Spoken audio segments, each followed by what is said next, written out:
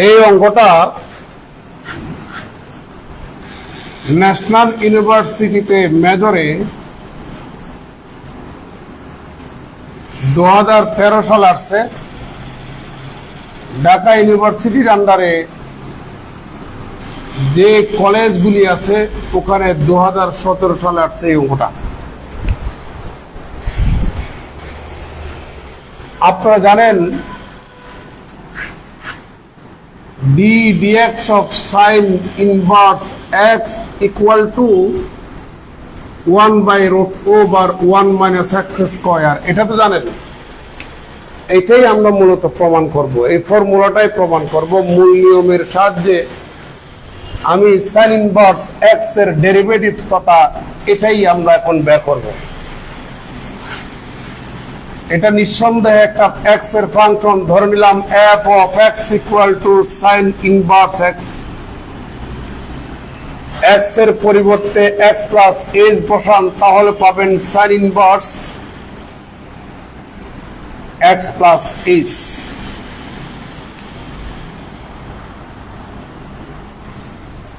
আমরা জানি by the definition of differentiation is df dx সমান limit h tends to 0 f of x plus h minus f of x divided by h। এবার আমরা মানগুলা বসাবো। সবার মনোযোগ চাই, একটু লম্বা অঙ্কটা। sin inverse x plus h, এবার f of x এর মান বসাই দেন, তাহলে পাচ্ছেন sin inverse x divided by h। আমি এটাকে একটা নাম্বার দিচ্ছি। আমি sin inverse x plus h টাকে ধরে নিচ্ছি z plus h, z plus k ধরলাম।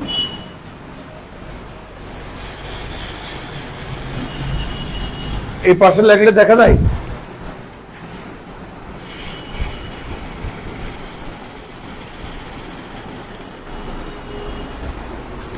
এবং sin inverse x টাকে z ধরলাম, sin inverse x টাকে z ধরলাম, আর sin inverse x plus h টাকে z plus k ধরলাম।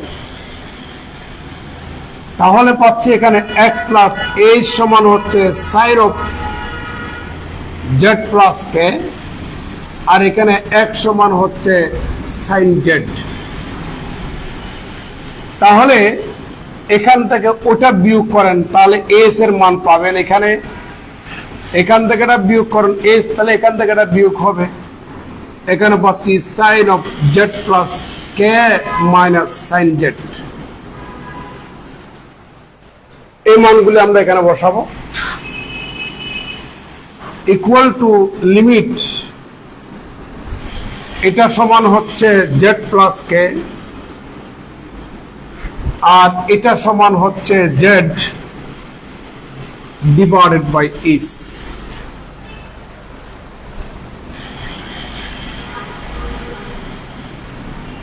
এখানে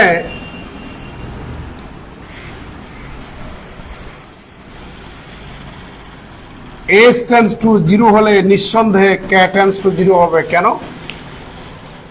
আপনি h এর মান যদি 0 বসাই দেন, তাহলে sin inverse x আর k এর মান 0 বসালে আর আপনি z পাচ্ছেন। তো অর্থাৎ h এর মান 0, k এর মান যদি 0 যদি না হতো, আপনি এখান থেকে এটা পাচ্ছেন না। এই কারণে h এর মান 0 হলে k এর মান 0। এখানে h ও আছে, k ও আছে, এই জন্য এখানে h tends to 0 বসাবো, k tends to 0 বসাবো।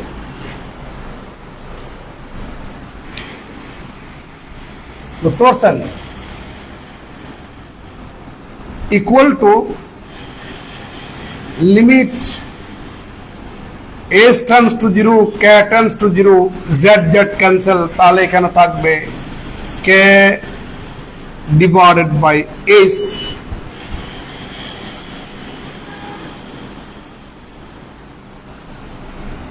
ইকুয়াল টু লিমিট কেটা রইলো, এবার এস এর মানটা বসিয়ে দেন এখান থেকে। এখানে পাচ্ছেন sine of Z plus K minus sine Z. এখানে আর কোনো এস নাই, এই কারণে কে আসে বিদায় এবার কে লিমিটটাই বসাবেন। আমার কাজগুলো একটু ভিন্ন, হয়তো অন্য টিচারের সাথে নাও মিলতে পারে। সবার দৃষ্টি আকর্ষণ করছি, সবার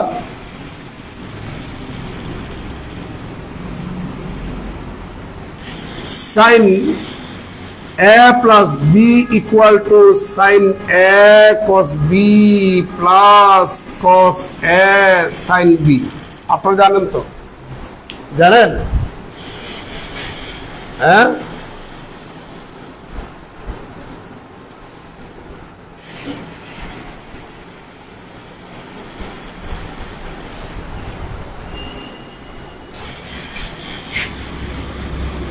সাইন এ মাইনাস বি সমান হচ্ছে sine A cos B minus cos A sine B.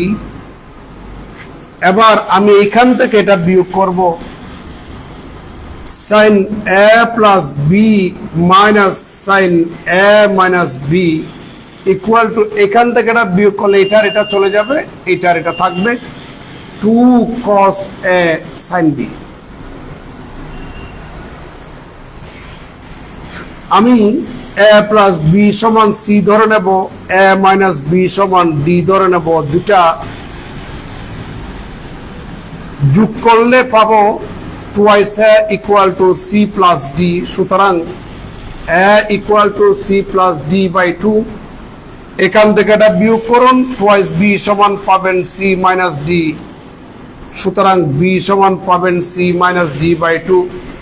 এই মানগুলি এখানে বসিয়ে দেন, তাহলে পাবেন sine C minus sine D equal to 2 cos of, এর মান বসাও, C plus D by 2 sine C minus D divided by 2। এখানে অনেকগুলো ফর্মুলা আমি ডিরাইভ করে দিয়েছি। এই ফর্মুলাগুলো আপনি পরীক্ষার হলে এইভাবে করে করলে আপনি অঙ্ক মিলাইতে পারবেন না, সময় অপচয় হবে। আমি জাস্ট এখানে একটা জিনিস শিখালাম, মানে ফর্মুলাগুলো কিভাবে ডিরাইভ করতে হয়, কিন্তু আপনাকে মুখস্থ রাখতে হবে। Equal to limit K tends to 0 K divided by, এটাকে আপনি সি ধরুন, এটাকে ডি ধরুন। Sine C minus sine D সমান হচ্ছে 2 cos of C plus D by 2, তার মানে Z plus K plus Z divided by 2 sine C minus D by 2, তার মানে Z plus K minus Z divided by 2 equal to limit K tends to 0। সবার মনোযোগ চাই, সবার মনোযোগ।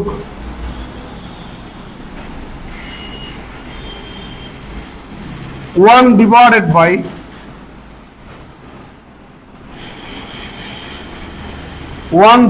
By cos of,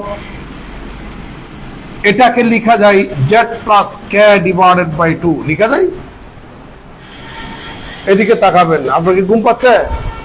খেয়াল না করলেই শোনো, আমি 2টা এখন লিখি নাই,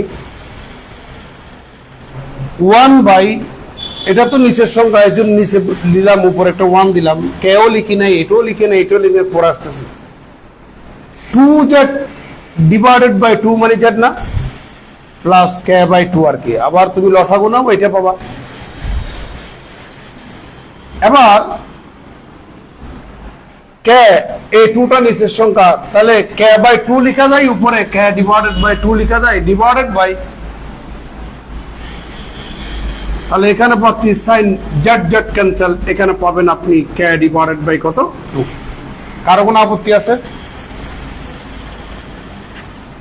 equal to limit K tends to 0 1 divided by cos of z plus K divided by 2 into limit